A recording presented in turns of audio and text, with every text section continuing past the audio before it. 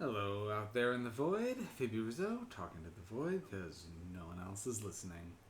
Well, I'm still trudging through my backlog, and this one was just a random pull I did on Shudder. It wasn't a part of my Shudder trek because it wasn't next in line or anything, but it was really late one night and I just wanted something shorter.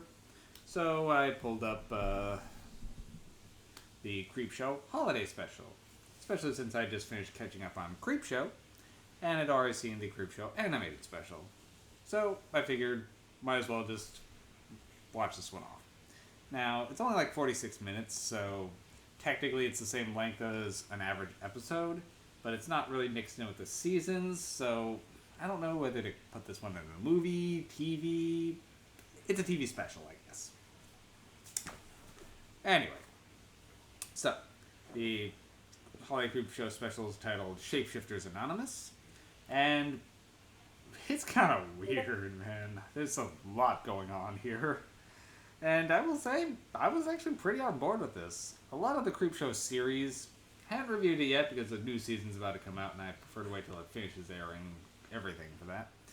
But in general, for Creepshow, it's kind of hit and miss. Some of them are really good. Some of them are just kind of okay. I'm never really bored by it. But this one kind of went above and beyond in kind of the campy weirdness, and it worked for it. So this one follows then a man who is, well, concerned that he has become a werewolf. A man named Robert Weston is trying to join a Shapeshifters Anonymous group, and well, that's at first they're trying to debate whether he actually is or isn't a shapeshifter and what animal he turns into, because, well, werewolf is what everyone assumes, but most people aren't actually that. The group itself has like a were-cheetah, were-tortoise, were-boar, and someone whose spirit animal is, I think it was a were-hippo or a were-rhino. I can't quite remember. But she's mostly just a furry. Which kind of works out for this as being kind of tongue-in-cheek. And the whole thing kind of is. So, during the meeting, well, this one's happening on Christmas Eve, and, well, they are accosted by Santa Claus, who is determined to kill all shapeshifters because of an ancient pact of punishment. Because originally one of God's punishers was a werewolf, and his brother was St. Nicholas, and they came to blows, and St. Nicholas went to the dark side, and his weapon is Satan's claws, Santa Claus. It's really over the top, and it goes deep into a weird lore, and it just goes for it, and I give it points for that.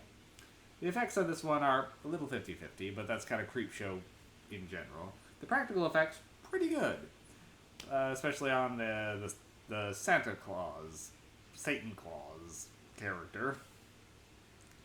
But the transformations are a little 50-50, and the individual animals, some of them are really good, some of them are some of them are a little so-so. But, well, so it becomes our shapeshifters barricading themselves in and trying to withstand the onslaught of Santa and his minions. This one's weird, but I was definitely on board for it. It was the humor landed pretty well.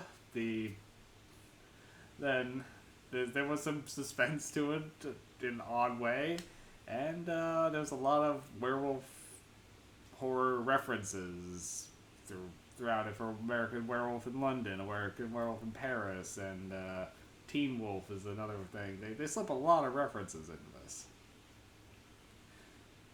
It's not perfect, but it was enjoyable, and that's where I'm kind of coming down to. I've been trying to debate where to put this on the MacGuffin scale.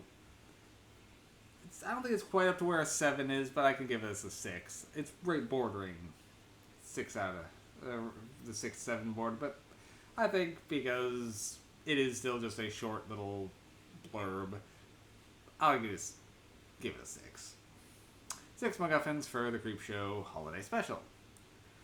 Alright, I'll see you soon, Void. I've still got a lot of backlog, so expect to see a lot of me as I keep trudging on through. See you soon, Void.